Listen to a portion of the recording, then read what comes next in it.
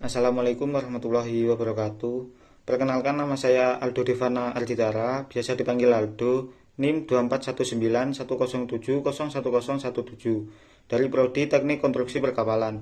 Di sini saya akan membuat video UAS mata kuliah pengantar teknologi maritim, yaitu tentang mereview kapal. Nah, di sini saya akan mereview kapal yang ada di daerah Puger, Kabupaten Jember.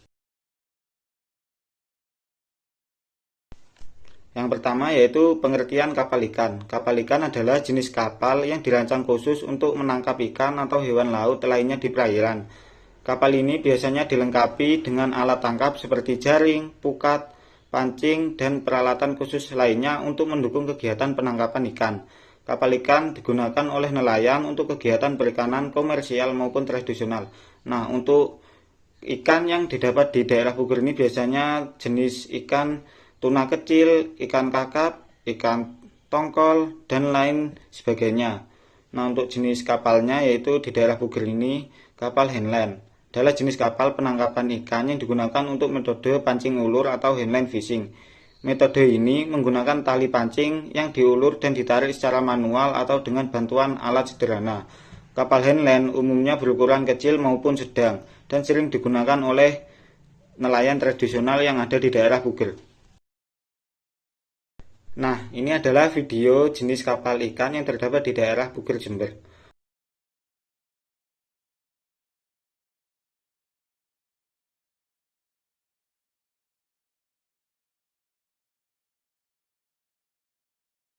Untuk selanjutnya yaitu saya akan menjelaskan bagian-bagian kapal ikan.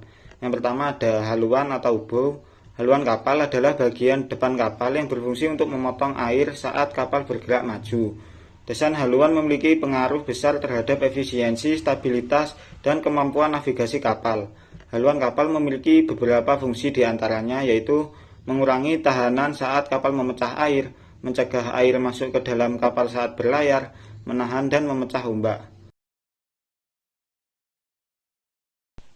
Yang kedua ada palka ikan atau fish hold. Untuk gambarnya bisa dilihat, yang kotak berwarna kuning itu adalah palka ikan. Palka ikan adalah ruang atau kompartemen penyimpanan di kapal ikan yang digunakan untuk menyimpan ikan hasil tangkapan sebelum diproses lebih lanjut.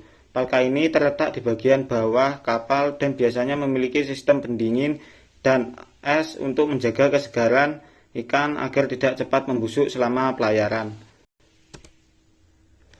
Untuk yang ketiga ada ruang mesin atau biasanya disebut engine room.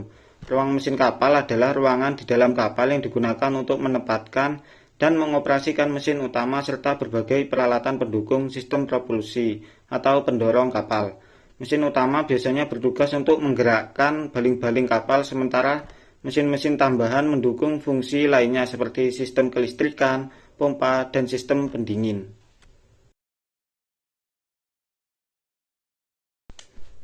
Yang keempat ada geladak utama atau main deck. Untuk gambarnya bisa dilihat, saya sudah memberi tanda panah warna hijau, itu adalah geladak utama atau main deck. Geladak utama kapal adalah geladak tertinggi yang membentang secara keseluruhan dari haluan hingga buritan tanpa terputus. Geladak ini biasanya menjadi elemen struktural yang paling penting dalam kapal karena berfungsi sebagai penguat utama badan kapal dan menjadi dasar untuk penempatan berbagai peralatan dan fasilitas di atasnya.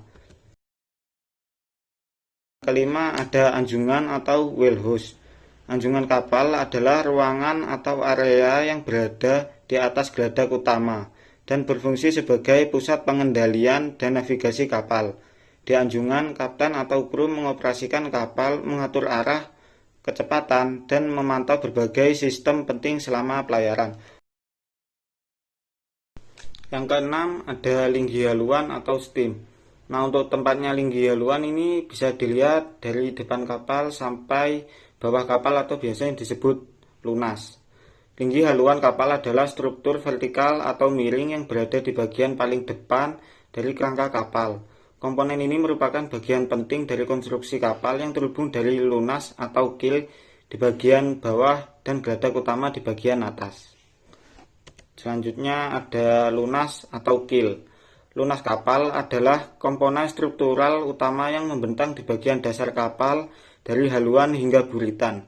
berfungsi sebagai tulang punggung kapal. Dalam konstruksi kapal, lunas adalah bagian pertama yang dibuat, dan semua komponen lain dirancang serta disambungkan ke lunas. Yang kedelapan ada lambung kapal atau hull. Lambung kapal adalah bagian utama dari tubuh kapal yang membentuk dinding atau struktur luar kapal, berfungsi untuk melindungi dan menahan beban, serta memungkinkan kapal mengapung di atas air.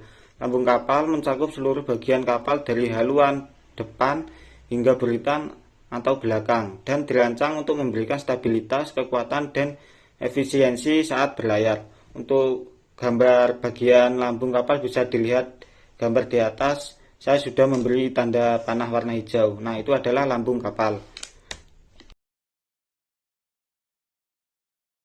Yang kesembilan ada panel surya. Panel surya pada kapal ikan adalah sistem pembangkit listrik tenaga surya yang dipasang di atap atau bagian lain kapal untuk menghasilkan energi listrik dari sinar matahari.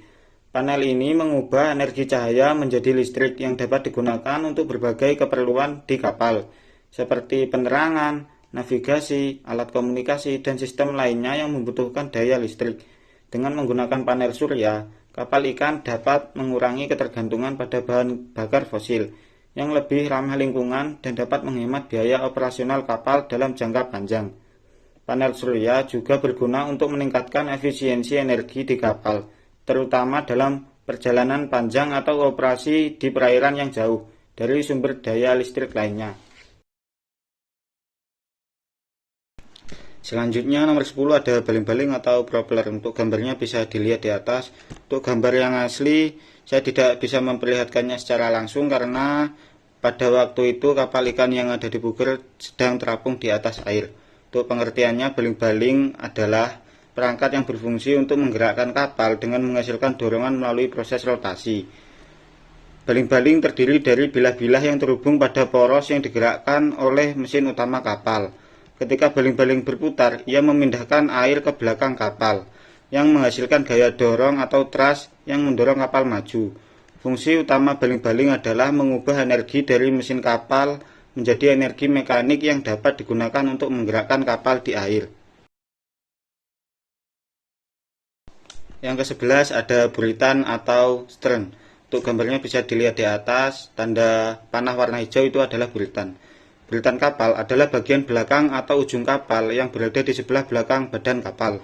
Buritan kapal berfungsi sebagai tempat keluarnya air yang terdorong oleh baling-baling kapal, serta sebagai bagian yang membantu dalam kestabilan dan pengendalian arah kapal.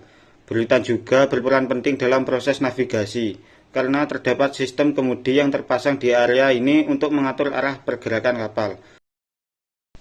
Mungkin cukup sekian video UAS pengantar teknologi maritim yang saya buat. Apabila ada kurangnya dan salah kata, mohon maaf. Wassalamualaikum warahmatullahi wabarakatuh.